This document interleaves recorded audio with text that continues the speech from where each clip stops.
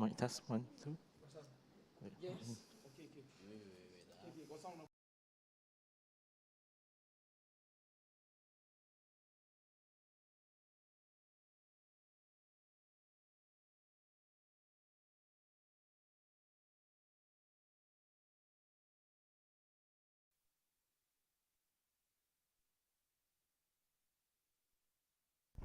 Testing.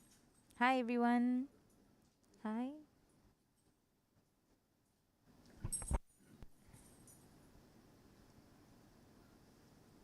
Welcome, everyone, to the moderated panel discussion of appreciating life-giving waters and all of creation. We apologize for the technical issues, but praise God for our technical team and prayers from Father. We are now live. So, my name is Rebecca Abraham, and I'm from the Church of Our Lady of Lourdes Klang. This topic is handpicked to celebrate the World Water Day, which happened on March 22nd. And it's a part of our final week Lenten campaign 2022, which is led by the Creation Justice Commission and the Archdiocese of KL. Allow me to introduce our three panelists during this discussion. First, we welcome Reverend Father Andrew Manikam.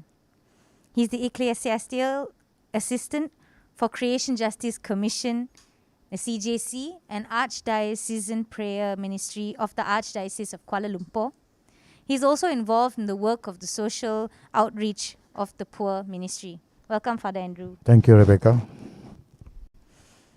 Next, Mr. Anthony Tan Ki Huat currently serves as the Executive Officer of Finance for the All-Party Parliamentary Group Malaysia on Sustainable Development Goals Secretariat. He is a registered member of SETDEM, EPSM, and MNS. Anthony holds a Master of Sustainable Development Management from Sunway University, Malaysia. Welcome, Mr. Anthony. Thank you, Rebecca, and I'm from STM. STM. Thank you. We also welcome, last but not least, Dr.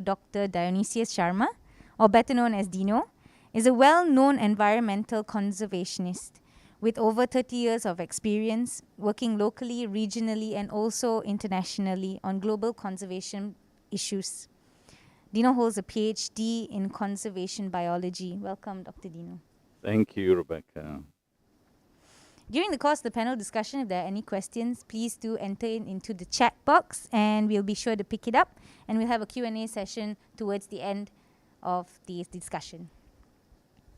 So to begin, I'd like to ask Dino to tell us more about World Water Day, which was celebrated globally on the 22nd of March, as mentioned.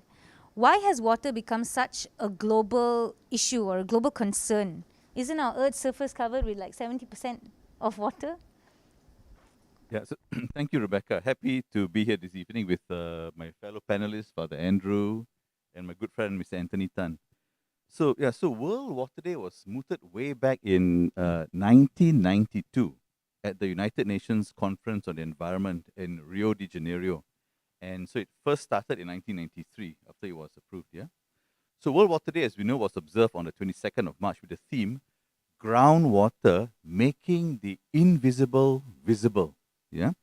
So World Water Day focuses on the importance of fresh water and actually raises the awareness that there are 2.2 billion people on the planet living without access to safe water. So that's really a big statistic, yeah?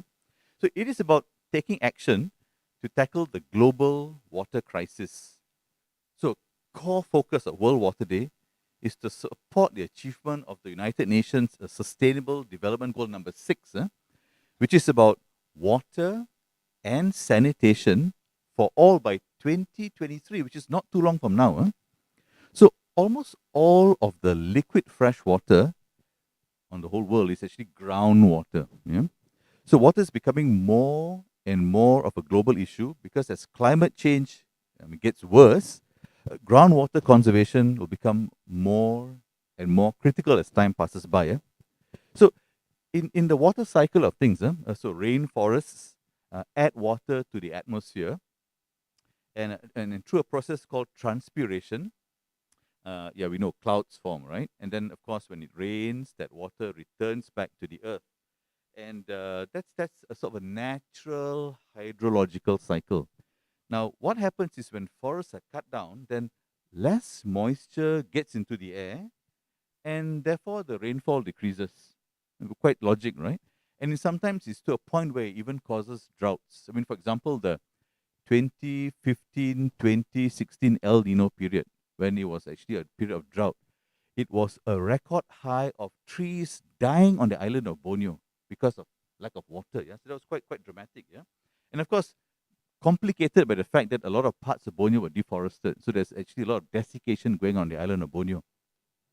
So let me give you a few facts to give you sort of the, how I put it, the sort of the scale or the intensity of the global water crisis. About 2 billion people, this is really worrying, about 2 billion people use drinking water that's contaminated with feces. Can you imagine that? And this can transmit diseases like, diarrhea, dysentery, cholera, typhoid, and polio, and so on and so forth. And some 485,000 people die annually because of diarrhea. In some places, drinking water is contaminated with chemicals such as arsenic, fluoride, nitrites, and contaminants like pharmaceuticals, pesticides, and microplastics. In fact, today, if you follow the news, for the first time, scientists have now recorded microplastics in human blood. It's already been recorded in human blood. And that's very scary because it's been recorded in 80% of all the people that were tested in this experiment. Yeah. And what's even more scary, they are finding PET, that's found in water bottles, plastic water bottles, and even polystyrene. Microplastics found in human blood right now. And babies, this is the part that really freaked me out. Babies were recorded to have 10 times more microplastics in their blood compared to adults. There must be a lot of things that we are using to feed and give babies that causing them to ingest so much of microplastics. Who knows what the consequences will be in the future, yeah? Or that it will bring to bear on health, for example, right?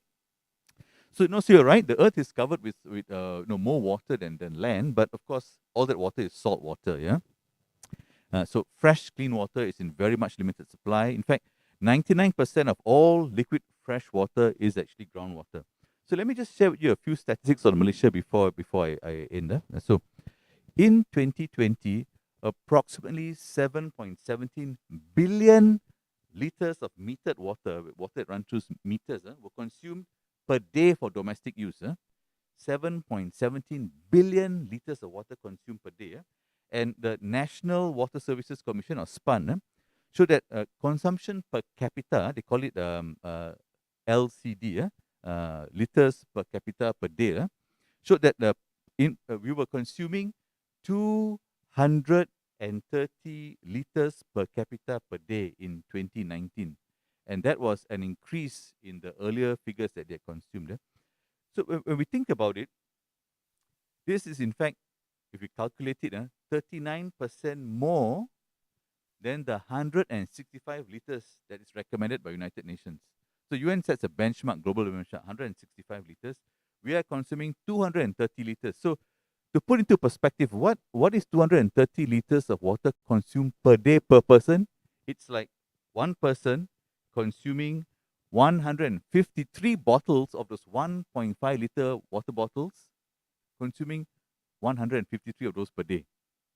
So we are really over consuming water. It's not sustainable. So the commission is trying to work so that we can go from 230 to 180 liters per person per day, which is still well above the 165 set by United Nations. So we are actually very unsustainable with our water consumption. That was very enlightening, very disheartening. It really is a pity that humanity does not take water resource as seriously as we should, especially when we're now one year away from SDG accomplishments. So, Father Andrew, can you share how we as Christians can see ourselves as stewards towards creation, and what would be our starting point in this journey? Okay, Rebecca. The concept of stewardship is based on the biblical teaching that God has entrusted His creation to human beings. if you read the book of Genesis, chapter 1, verse 28, it is well recorded: be fruitful, multiply, fill the earth, and conquer it. So I would say the Bible is a good place to find the starting point. It's a good place to find guidance also. The concept of environmental stewardship originates with the first of the creation stories, in which God gives human dominion over the fish of the sea, the birds of the air, and the animals of the land. So we need to go back to the Hebrew word when the Bible talks about dominion. The word dominion does not mean to dominate or to exploit. Rather, it means it takes responsibility. As a ruler, would be responsible to assure the well-being of those in the realm. So if you read the first creation story in the Bible, in the book of Genesis, we have two creation stories. But if you look at the first creation story, human beings were created last. Not as the so-called crown of creation, but in order to exercise responsibility for the well-being of the garden earth. So according to Genesis 1, which will be the starting point, exercising responsibility as part of God's creation is the main reasons humans were created. Therefore, being stewards of creation is the foundational to what it means to be human. Caring for creation is not something an add-on or a sidelined or not related, just part of our calling. I believe it represents our proper human relationship to earth. This portrayal puts human beings squarely in a caretaker position in regard to environmental stewardship. So stewardship, it's a very important path of our Christian calling. I think it's very important that we need to convince of that, because it all goes back to the first book of the Bible, the book of Genesis, and that's where it all starts off actually. So I believe that would be the good starting point when we talk about stewardship as our human vocation. Amen. Thank you, Father Andrew. That was indeed a wake-up call, especially for those of us who are trying to find ourselves during this Lenten season, denying ourselves and find our true purpose. It really is enlightening to find that it's in the first book of our faith, for our Bible.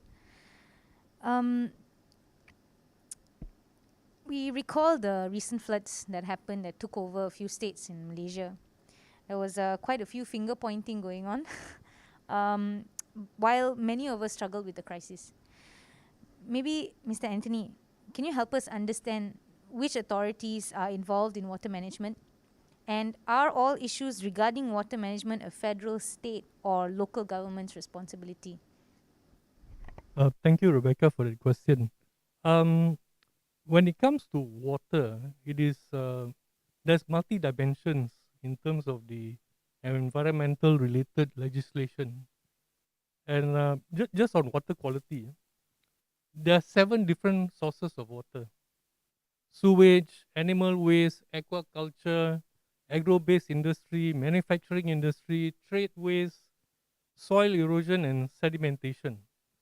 And when we talk about legislation alone, there are 25 different pieces of legislation. I'll just name a few, because if I go through all 25, we will probably be here until tomorrow. The Federal Constitution, 1957. Water Act, 1920. Land Conservation Act, 1960.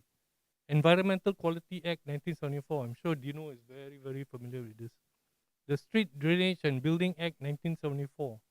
Local Government Act 1976, Town and Country Planning Act of 1976, National Forestry Act 1984, Water Services Industry Act 2006, State Water, now that's federal.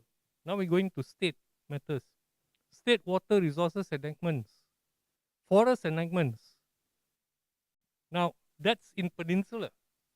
Then you have Sabah and Sarawak, and often I say Sabah is a different country and Sarawak is a different planet.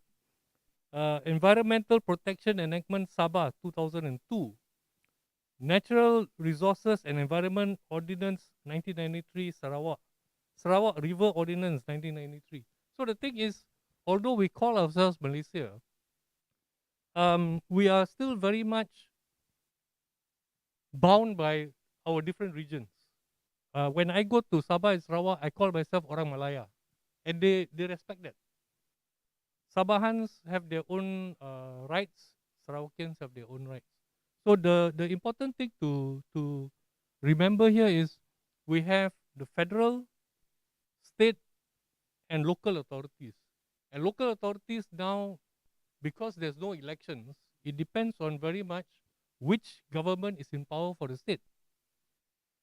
So you have a situation where, say for example, for Shah Alam, Petaling Jaya, Subang Jaya is actually being, the councillors are nominated by the state government. But the mayor is nominated by the Ministry of Housing and Local Government, which is a federal issue. So it becomes even more complicated when the federal government and the state government are not from the same political thinking. So I'll just in there so that I don't confuse the matter further. So many more questions. Oh wow, that really does complicate everything. Wow, amazing. Yeah, this makes me more curious actually. So that's the governmental side of it. Doesn't the private sector also share some of these responsibilities? Like, aren't they? Isn't there a certain a law that requires them to step up and work with the government? Another good question. So we have certain associations and business related groups. I'll just name a few.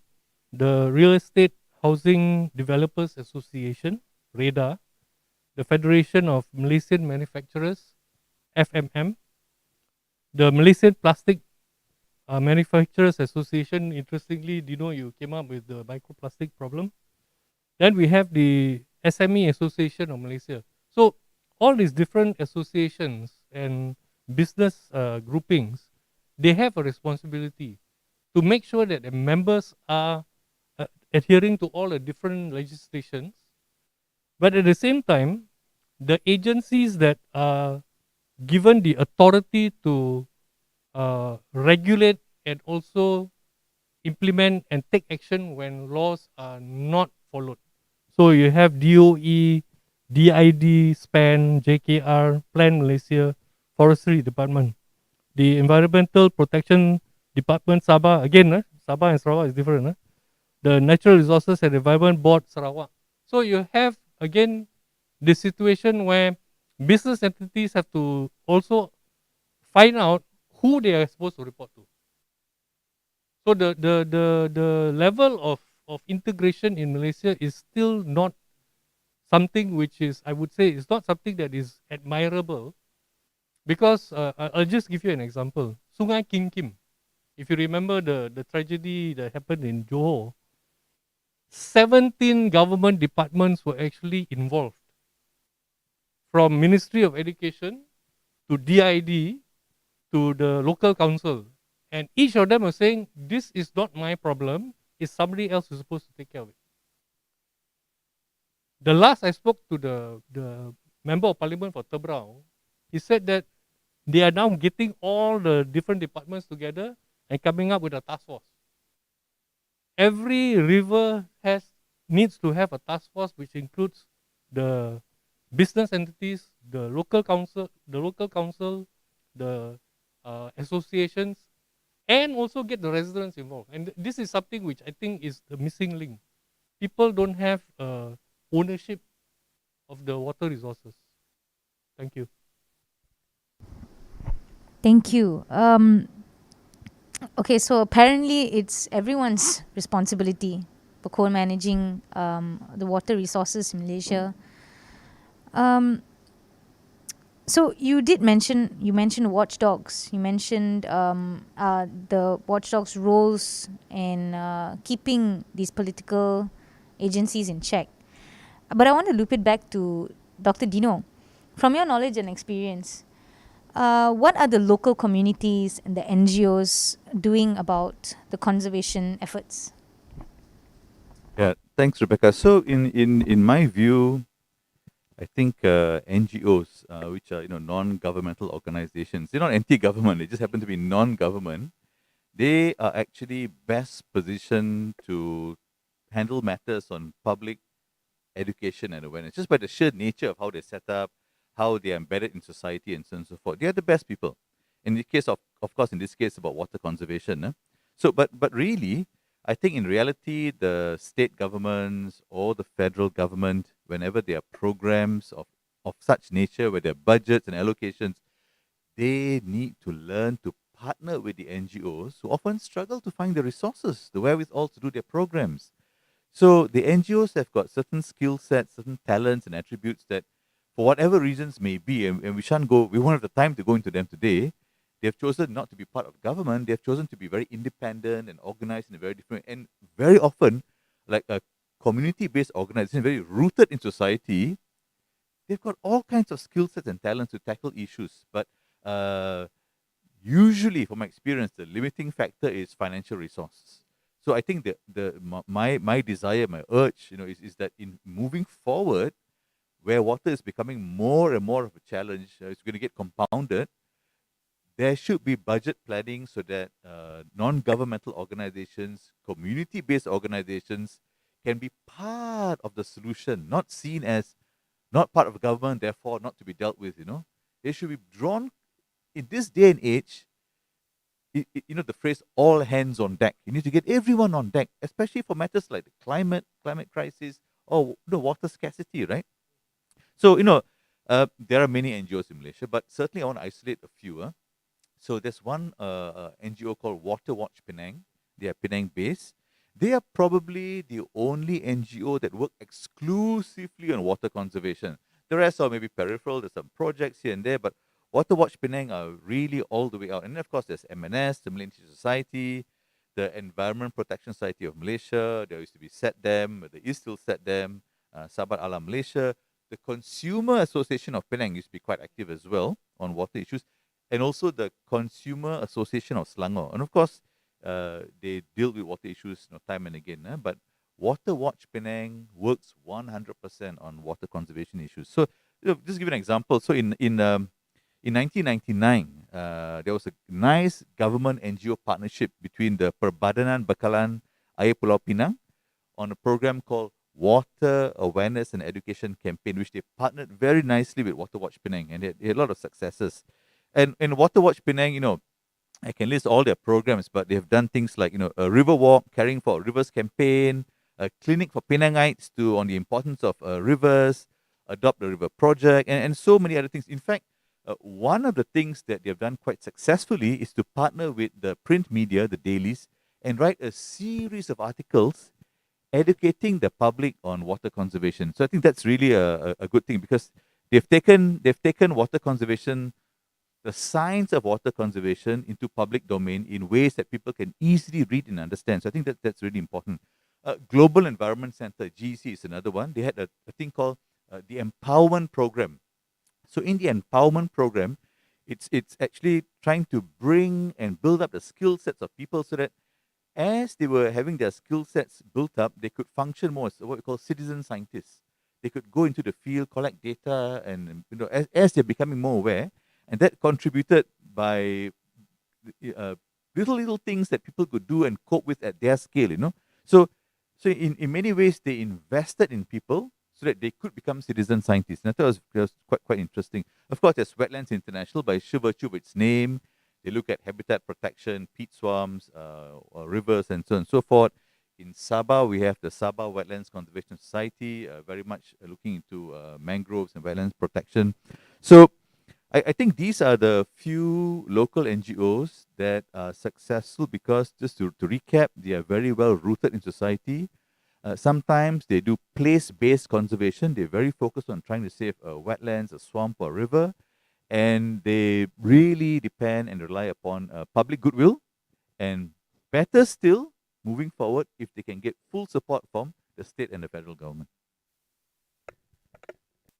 That makes sense. Thank you, Dr. Dino. It really ties in well what Mr. Anthony was saying about how the grassroots, we are lacking in funding, and it's very clear to see that there is a lack in cooperation between all these levels of hierarchy. When it comes to water conservation, it really is everyone's part. The civil society needs to do our part. From a Catholic Church perspective, Father Andrew, I know that last year our Holy Father came up with a 7-year saving plan. It's called Laudato Si Action Plan in regards to care for creation. Can you please briefly elaborate on that? Okay, Rebecca. Last year, 2021, in May 16th to 24th, there was what we call this Laudato Si week celebrated. And then to mark the end of the special 5th anniversary of Pope Francis' encyclical Laudato Si.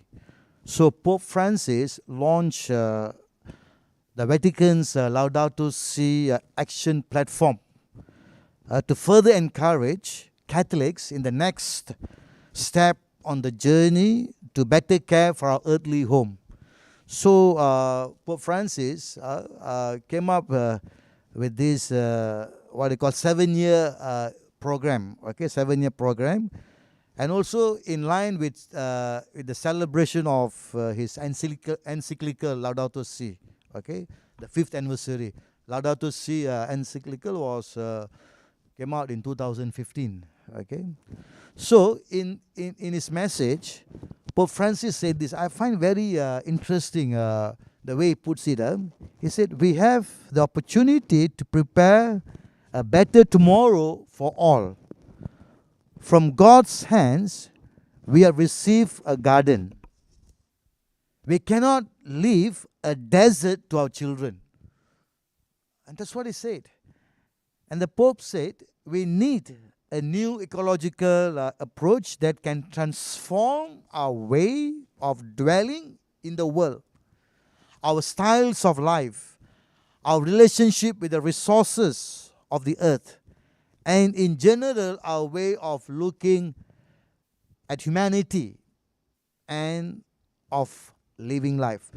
So with that message, Pope Francis came up with the 7 sectors, okay? The 7 sectors that we can focus on.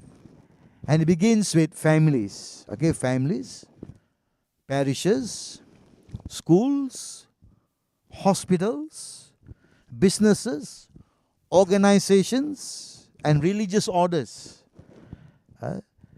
To support, so he invites all these 7 sectors to support to take action to implement the vision of Laudato Si.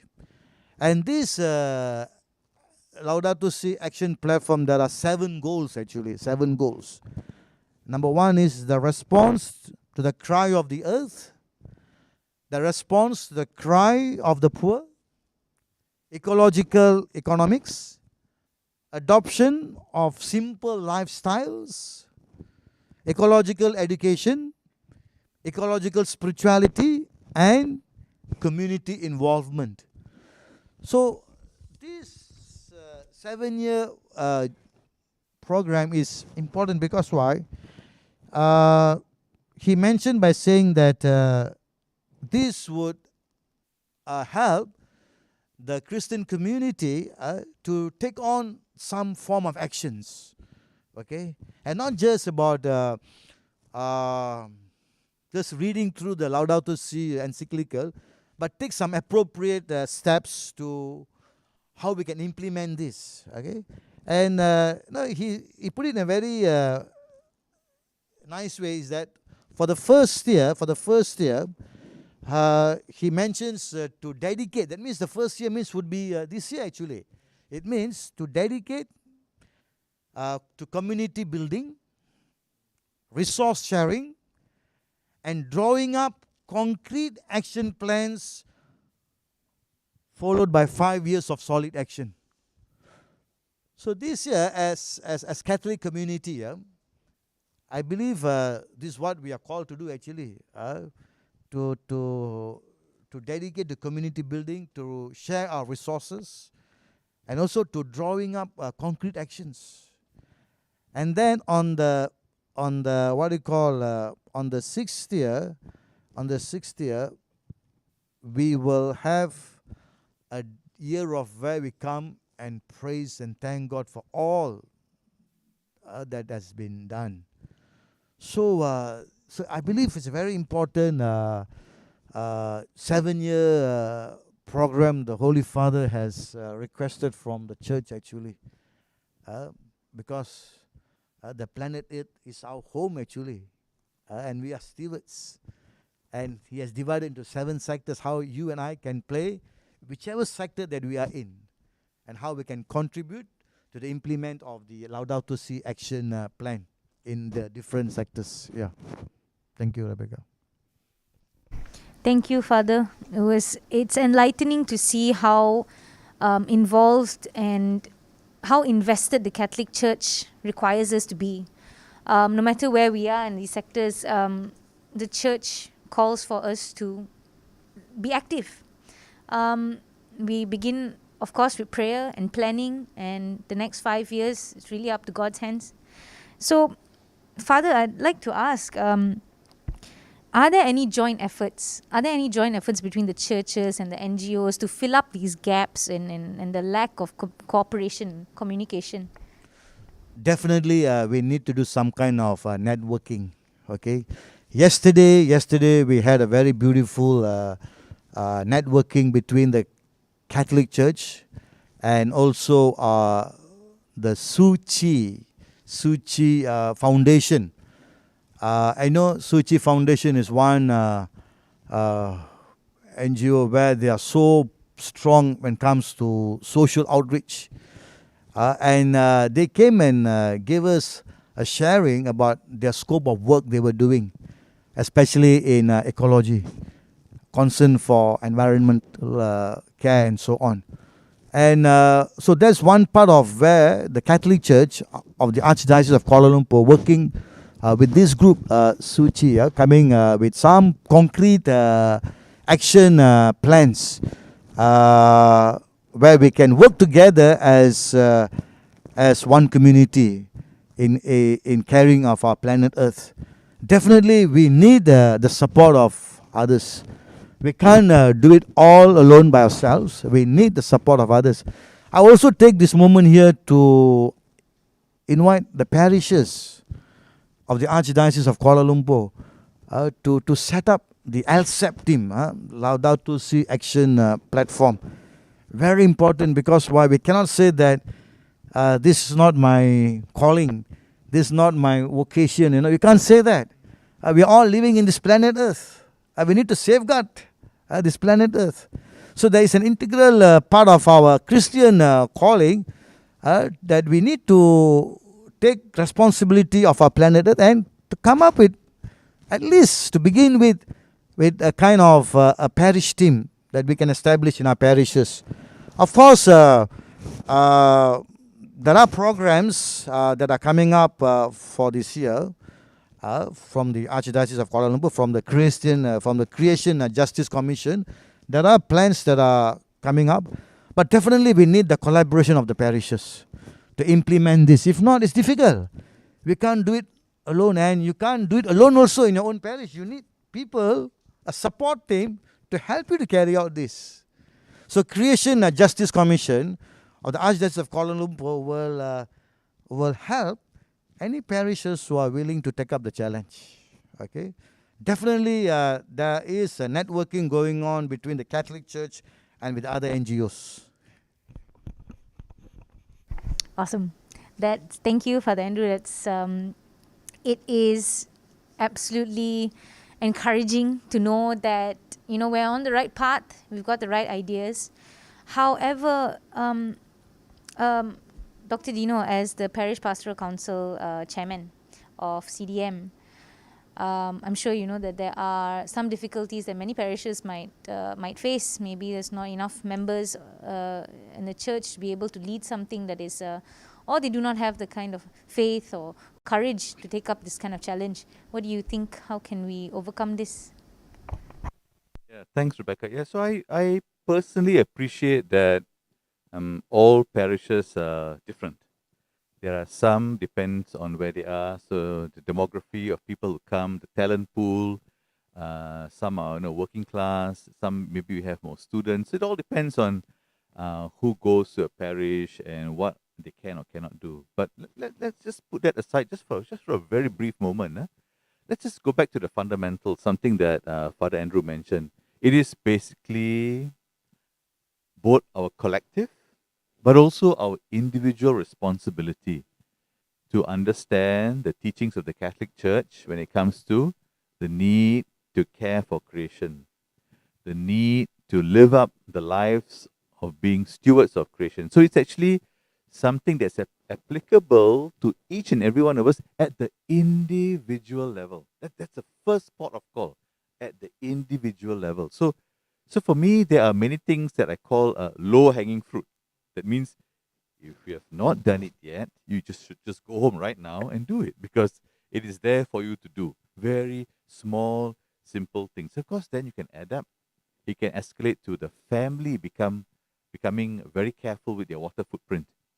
And then if you've got families, you can bring ideas into the church, and then you can escalate into the parish level. But for example, I'm just going to read out a short list of things that actually you can just go ahead and do it as a careful steward of a water resource. For example, turning off the faucet when you're brushing your teeth. How many people let the taps run when they're brushing their teeth? Very simple thing. Turn it off. The water is being paid for. Turn it off. Save a bit of money. Your washing machines, make sure they've got full load. If you're washing lots of little plates, put them into a big basin so that they can all be soaped at the same time and then washed down at the same time.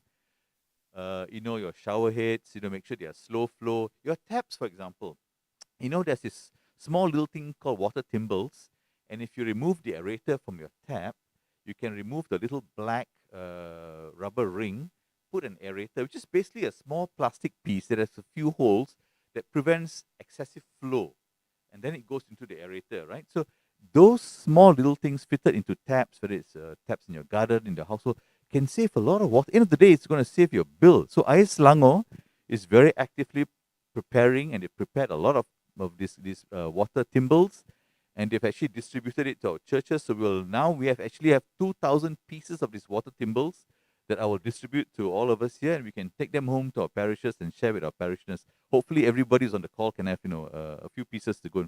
And of course, you know what? Leaks. When there's a leak at home, attend to it immediately. Don't wait. The more you wait, the more water gets wasted, the more it's going to add up to the bill, right?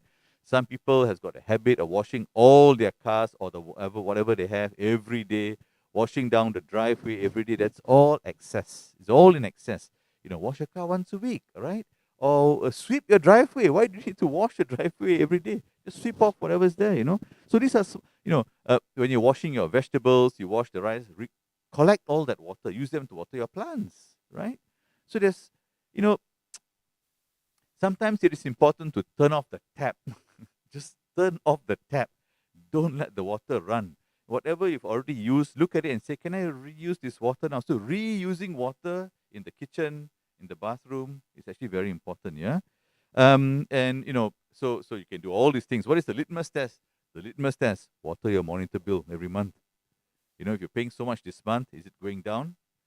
And the subsequent month. And if it's not going down, get the family together and figure out, So once you get a lot of people doing that, I think then you can come, you can have people feeling very proud, because you know what?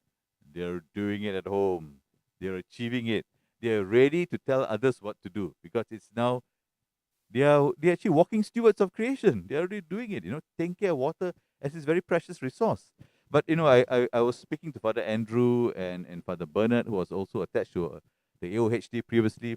This is understandably quite a busy period, the Lenten season. But I think after Easter, we want to consolidate. Some of us come together with Anthony and some others and try and figure out how we can go out to the ground and reach out to all the churches in the Archdiocese in a very systematic manner and help them understand why they do not have a Creation Justice Commission. Help them to maybe think of building one, right? Finding one or two focal persons, building capacity at the parish level so that they can all go on and have, full-fledged environment committees or Creation Justice Commission ministries, whatever, however you want to call them. But the point is, the Laudato Si Action Program is a 7-year program. We are now at the inception stage. We've got a long way to go. The first port of call must be building capacity at the parish level, so each parish can have leaders ready to run with all of us. We can help facilitate, and we'll go as one momentum as an archdiocese. And that will be very powerful, a very powerful way to meaningfully engage with the LSAP over the 7-year period.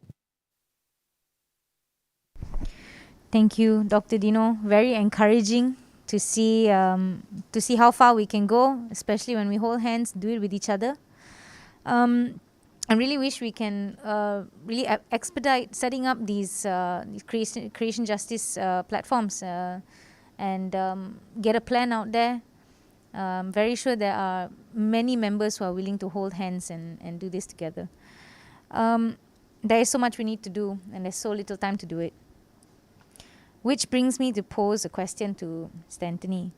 Is there any long-term plan on water resource management at the governmental level and for the next 10 to 20 years?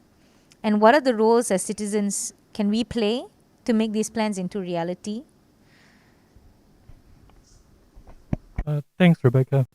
The government is actually through the Academy Science Malaysia and CASA, the Ministry of Environment and Water, is looking at the integrated river basin management. Now, in Malaysia, most of our water is actually water coming from rivers.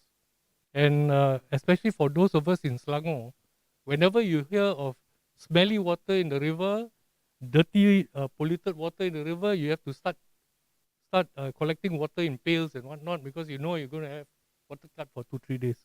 So there's this integrated river basin management. It's going to be a very long-term thing.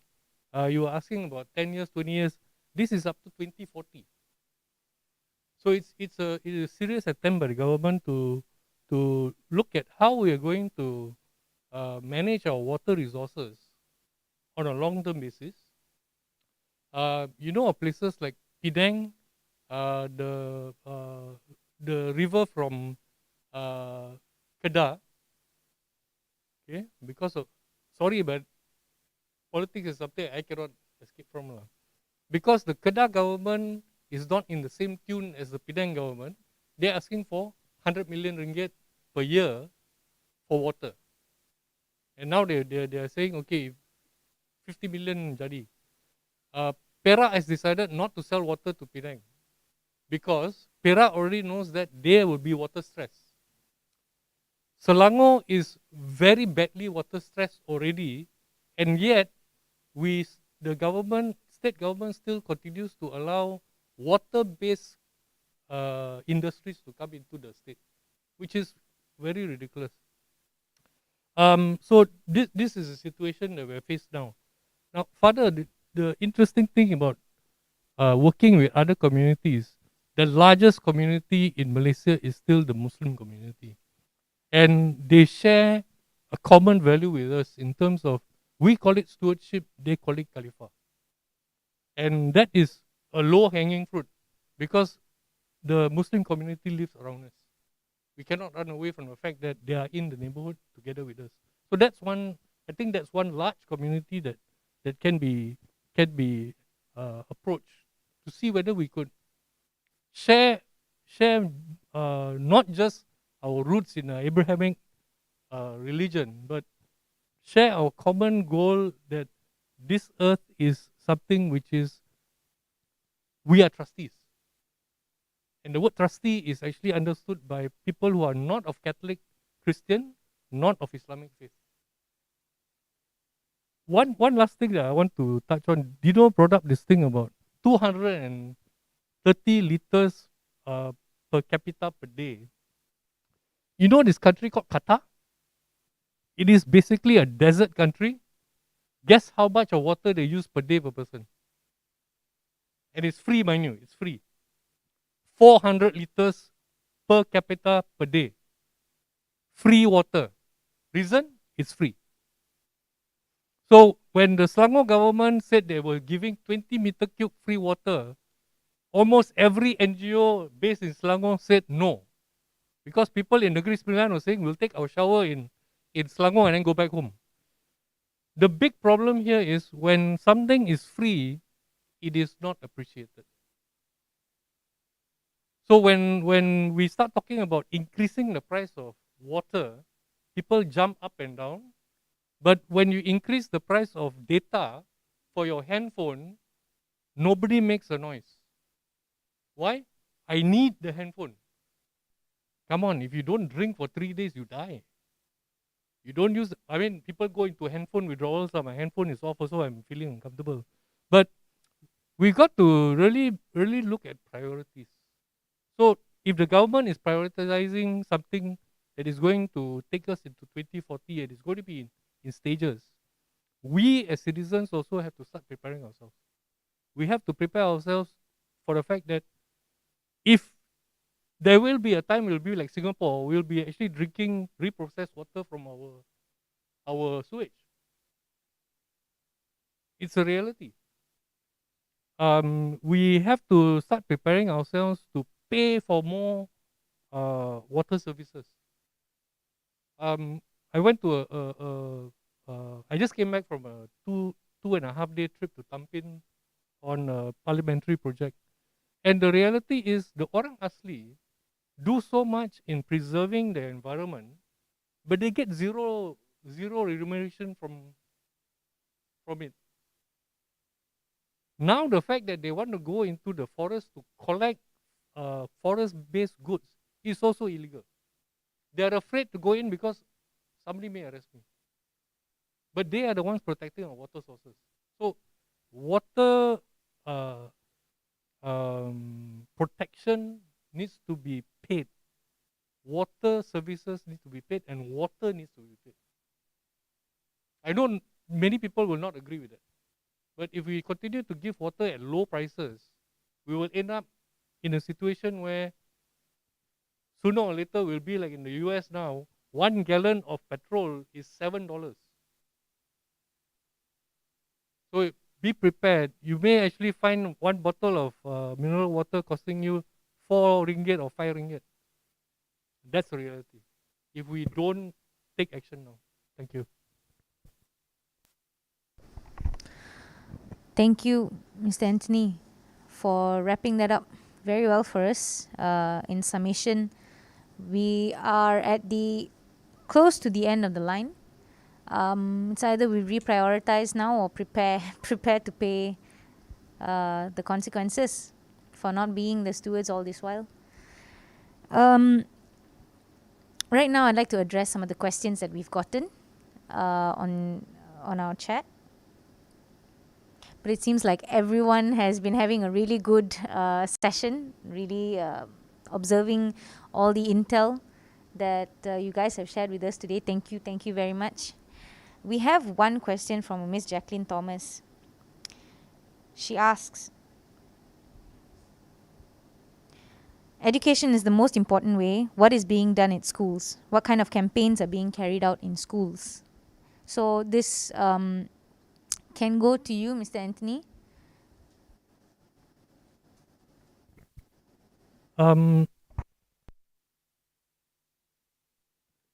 Okay, I will put it this way.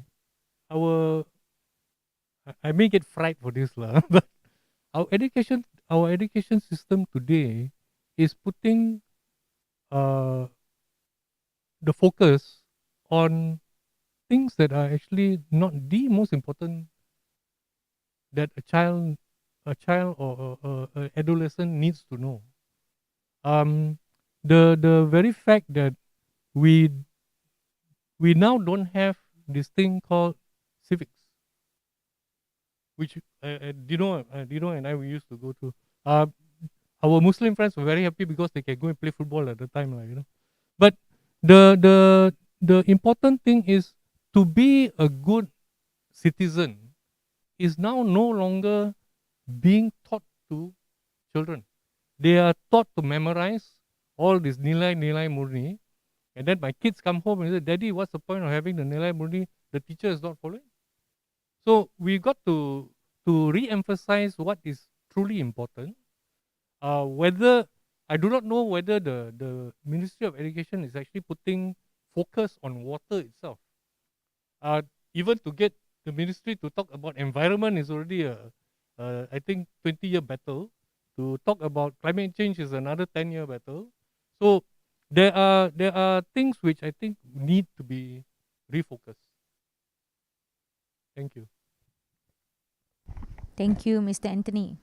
So shout out to all our teachers there. If it's possible for you to slot this into your syllabus, great job. That's a great first start. Do we have any questions on our YouTube page, on YouTube Live? Anyone with any questions, please go ahead. Again, thank you so much for joining us and being a part of this discussion. It really is very enlightening, very disheartening personally, to see that at all these levels of dealing with this crisis, there is no cooperation between them. But it is encouraging to see what the Catholic Church is doing, to see that last year what our Pope has, he's really laid out the red carpet for us. All we just have to do is just say yes to the challenge. It is really a huge challenge. But thank you for literally listing down what we can do at home. Go back home and just do that. Mind the tap. I think if I may add, Rebecca, so this question about education, right? So I think in the national curriculum in Malaysia, there are attempts. Let me put it this way, lah. There are attempts to try to embed environmental consciousness across, maybe in geography or in language. They use a passage. It's English being taught, but they use a passage that's about sustainability and so on and so forth. Um, then there are some programs that are not part of the formal curriculum, like there's something called the Eco Schools program, Club Pencinta Alam, led by MNS and government partners, and so on and so forth. So there are these little programs that try to pick up the slack, attend to the gaps in the national curriculum system with regard to environmental awareness and all that. Yeah, but and I think Anthony was mentioning something that was obviously very deep in his heart. This deep concern about the approach to education, right? So these are all little things filling up together. But what is the overall approach? So, but we have a platform. The platform is called the United Nations Sustainable Development Goals. There are 17 SDGs, as we call them. And if you look at the SDGs, really, they end in 2030. I think for me personally, and I'm sure for a lot of educators out there and people concerned about these things, we have to actually invest in the future generation. They are the young of today. They are the young minds that can be molded, that can be taught, that can be, for all the mistakes and all the wrongs that we have done. We have not been perfect ourselves, even as the current generation of adults, but we have to, simultaneously, as we're trying to rectify our own problems, our own challenges, our own failures, we have an obligation almost to prepare them to be better than us for the future.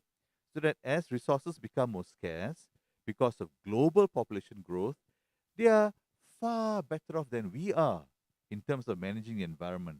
They'll be far better off in appreciating, for example, water and using water than we ever had a chance to be.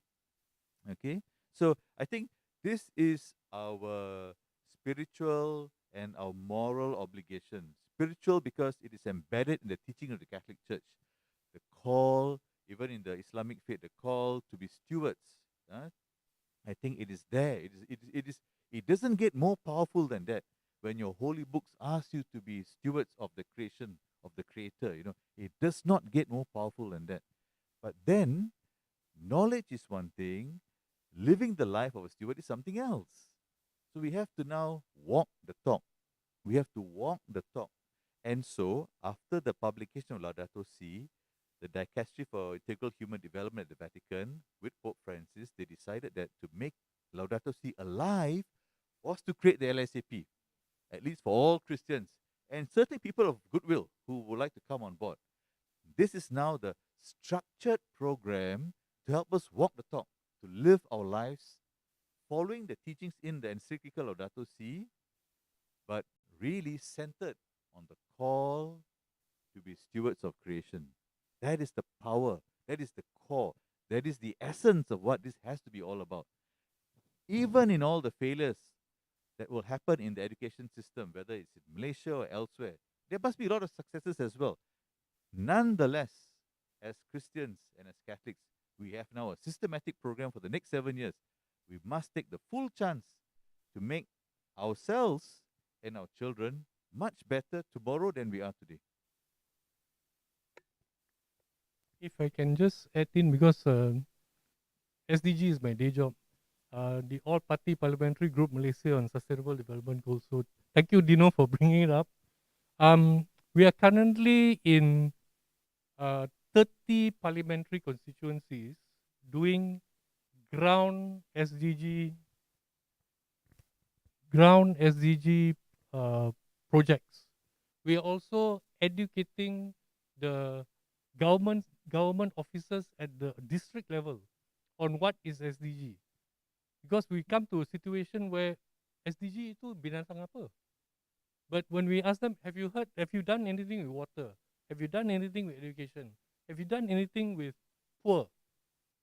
Ada. You've already done SDG. They don't know that they are doing the Sustainable Development Goals because nobody has explained to them in language that they can understand. So that's what's important to us. This year we got 25 locations. And as I said yesterday, I was in Tampin. The beauty is our MPs, and I'll just end this with this. Our MPs may be arguing in Parliament, but they all agree on one thing when they're outside of Dewan Rakyat. The people come first. You see, regardless of which political party and which politics they lean on, as long as they're an MP, people come first. And that is something that gives me encouragement. Thank you. Thank you. So we are a little further along than we thought. That's awesome. That's good to know. It's time to jump on the bandwagon, I guess. We have a few more questions. Do we have time? We can? All right, awesome. What plans have our Minister of Environment implemented, and was it followed up? Is Mr. Anthony.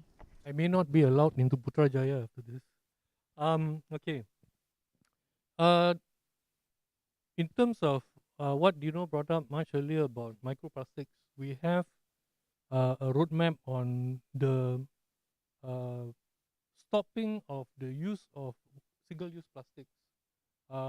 If I'm not mistaken, by year 2030. We also have a roadmap that is coming up on circular economy. In Subang Jaya, I think in Shah Alam also, there's this thing called collection of recyclables. It's being done by a multinational company. I'm not able to say the name because then it's free advertising. But they've done it in PJ, they're doing it in Subang Jaya, and they're doing it in Shah Alam. It's what you call extended producer's responsibility. So that's also to reduce the amount of plastics that actually end up in the landfill. Yeah. So we, as far as the Ministry of environment and water is concerned, I can't speak on behalf of the minister, but I believe they are going in the right direction. There's a climate change act that is supposed to come up by the end of this year, uh, and hopefully we can see more action coming from the ministry. Thank you. Anything to add, Dr. Dino? No, thanks, Rebecca, and thanks to our listener out there who asked that very important question. So I think a lot of us, we as lay people, we follow the going-ons in government, in Putrajaya, decision makers. Sometimes we get a chance to follow parliament deliberations, but really, we follow what's happening through print media, at least traditionally. Nowadays, we can pick up through social media, and we get to know a little bit of what's going on. But if we think about the fact that we are on the receiving end, the tail end of deliberations, decisions made, and so on and so forth, policies formulated, and so on and so forth, but we are not part in a democracy, we're not part of the engagement process, we have no chance to voice our opinions, or the platforms are very limited, or the opportunities are very limited. I think in a real democracy, it is actually our responsibility to actually push our members of parliament, right? Push our local representatives to make sure that we're not just on the receiving end of what somebody else has decided is important for us as citizens moving into the future, but we got to put our agenda, our items, our issues forward for them to deliberate. After all, we vote people into power. We vote the government into power to be responsible, right? To manage all of us, to manage budgets, our taxes, right? And to manage that, because I think that's the most important thing. So we have actually, I'll put it this way: we have an obligation, we have a right as a citizen, but more importantly, we have an obligation to ensure that we ask of our government of the day. It can be any government. Ask the government of the day the things that we need, so that we can move together as civil society, working with our elected representatives towards building a sustainable Malaysia. So that has to be the way. It is not so much about what is this minister doing or what is that person saying, but we have to actually go ahead of the curve to create the agenda for them to deliberate. I think that's what a full democracy is all about. Awesome. Even I use Twitter to get my news. It's a whole new ball game when using Twitter to give feedback to the government, trying to get them moving, trying to get them to see our point of view from the grassroots. We do hold a very substantial weight in planning this, because as Mr. Anthony says, at the end of the day, people come first, and you are the people. So use your social media, use your mediums, and make your voices heard. It's not anymore about the mass media, not about the propagandas that are being set out there. We can have a say in how this is going to be narrated 7 years, 6 years down the road. That's all very encouraging. It is so good to see that a lot of the power is in the people's hands. All this while is a huge misconception as to being governed and being led, being mentored, being dictated by the people above.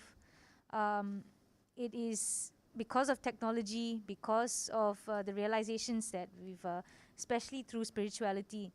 And looking through all the questions, it is really nice to see how everyone is looking at the future, looking at our children, looking at educating them. And, it's not about blaming and trying to find faults anymore. So, Father, a lot of our, two of our listeners here would like to find out, how is the catechetical ministry, how catechism is going to approach these children and put our children, from personally, how are we going to assimilate our children into this social work, into the work of God? Okay, Rebecca. That is why yesterday when I was talking to one of the parish leader of the Laudato Si, there was this question that came about on the catechetical formation. How are we going to implement this as part of the syllabus to conscientize our young ones? And of course, we will channel this to the catechetical ministry, perhaps to add on a syllabus on what you call on this care of creation, a part of it. Maybe in one of the classes, they can have just a video clip, a simple video clip, and talking about care of creation, so we can get it done. And perhaps the Creation Justice Commission can collaborate with the catechetical ministry and come up with some program, either through virtual learning or even face to face is possible. Yeah. So Father, if I can just add, yes. I've been part of the uh, STM catechetical ministry for longer than I can think.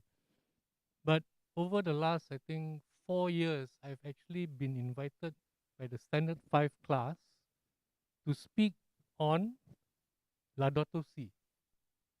And uh, each year, of course, each year is a different batch of children. But that's also important that we have that time to speak to our children at their level. Very often we present Laudato Si as it's just like SDG. It's something which is not for the common folk. And Laudato Si is for the common folk. A child in standard 5, I asked them to take a walk around the church and tell me what you see. And children come, Uncle, we saw ants. We saw tissue paper in the pew. Why do people live there? And it actually evokes a question as to why people are not caring about the environment. So a short talk. Guido came over to STM and he gave a talk on conservation, wildlife conservation, and it made an impact on children. So I think that's definitely something that we can do. There's ideas that are being passed around. There are future plans that it's instigating us to keep talking about it, keep planning, and keep pushing forward our agenda. Because I guess all we can do is really get people to think about it, not what to think about, but just to think about the topic at hand. The crisis is ongoing, and there are and there will be efforts towards curbing this issue.